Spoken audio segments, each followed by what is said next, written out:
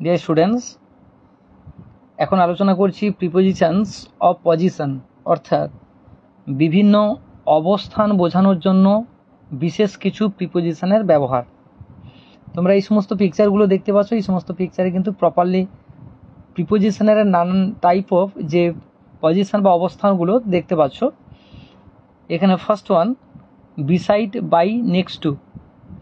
Beside মানে পাশে, by মানে কাছে, নেক্সট টু মানে পরে, অর্থাৎ তাহলে কাছাকাছি বা পাশাপাশি বোঝাতে বিসাইড, বাই কিংবা নেক্সট টু ব্যবহার করতে পারো।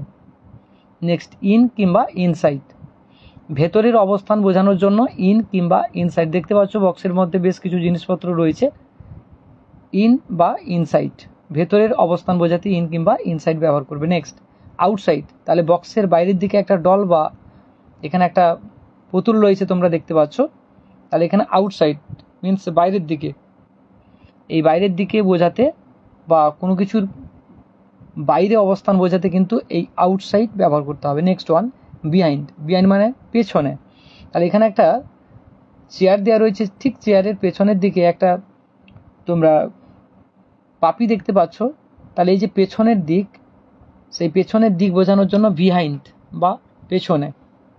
নেক্সট ওয়ান, এবার দেখতে পাচ্ছ বিটুইন, দুটির মাঝখানের অবস্থান বোঝাতে বা দুজনের মধ্যে ডিস্ট্রিবিউট বা ভাগ করে দেওয়ার ক্ষেত্রেও কিন্তু বিটুইন ব্যবহার করা হয়।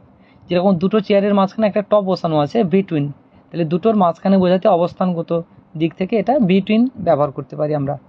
নেক্সট, অ্যালং, অ্যালং মানে ধার বরাবর, অর্থাৎ এখানে একটা বোট কোনো একটা নদীতে যাচ্ছে, তাহলে এই বোটটি কিন্তু ধার বরাবর যাচ্ছে, রাস্তার কোনো ধার বরাবর বোঝানোর জন্য কিন্তু এই অ্যালং ব্যবহার করা হয়। পিকচারটা আশা করি ভালোভাবে বোঝা যাচ্ছে তোমাদের। অ্যালং, তাহলে ধার দিয়ে বা ধার বরাবর বোঝাতে কিন্তু অ্যালং ব্যবহার করা হয়। নেক্সট ওয়ান, এখানে চারটা প্রিপোজিশন দেওয়া রয়েছে, under, on, over, above. Under, on, over, above, এখানে এই টেবিলের একদম নিচের দিকে একটা ক্যাট বা বিড়াল দেখতে পাচ্ছ, এই নিচের অবস্থান বোঝাতে আন্ডার ব্যবহার করা হয়। তাহলে টেবিলের নিচে একটি বিড়াল রয়েছে, the cat is under the table, তাহলে নিচের অবস্থান বোঝানোর জন্য আন্ডার।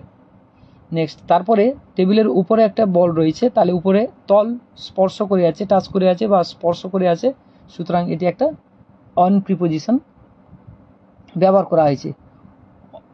যদি লেগে থাকে, টাচ করে থাকে বা তল স্পর্শ করে থাকে, তখন তোমরা অন ব্যবহার করবে। নেক্সট, ওভার, একটু ওপরের দিকে হলে ওভার, টেবিলের একটু ওপরের দিকে আছে যেটা নাগালের মধ্যে, সেক্ষেত্রে কিন্তু ওভার ব্যবহার করা হয়েছে। নেক্সট, লাস্ট ওয়ান, এখানে দেখতে পাচ্ছ অ্যাবাভ। অ্যাবাভটা আমরা কখন ব্যবহার করতে পারি? যখন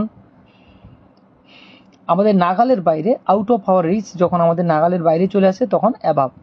যেমন সূর্য যেখানে কিরণ দেয়, প্লেন যেখানে ওড়ে, কিংবা মেঘ যেখানে ভেসে বেড়ায়, সেগুলো বোঝানোর জন্য কিন্তু অ্যাবাভ ব্যবহার করা হয়। পিকচারটা ঠিকঠাক দেখলে আশা করি তোমরা বুঝতে পারবে।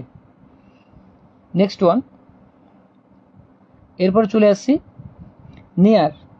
নিয়ার হচ্ছে কাছাকাছি বা পাশাপাশি বোঝানোর জন্য নিয়ার ব্যবহার করা হয়। যেরকম দুটো বাড়ি কাছাকাছি বা পাশাপাশি রয়েছে, সেক্ষেত্রে কিন্তু এখানে নিয়ার ব্যবহার করা হয়েছে। Next one, across. অ্যাক্রস এইমাত্র বললাম, অ্যাক্রস মানে কোনাকুনিভাবে, এখানে একটা নদীতে নৌকা যাচ্ছে, তাহলে একদিক থেকে অন্য দিকে যাচ্ছে, এই অ্যাক্রস, এক কোণ থেকে অন্য কোণে বা এক প্রান্ত থেকে অন্য প্রান্তে পৌঁছে যাওয়া বোঝাতে কিন্তু অ্যাক্রস ব্যবহার করা হয়।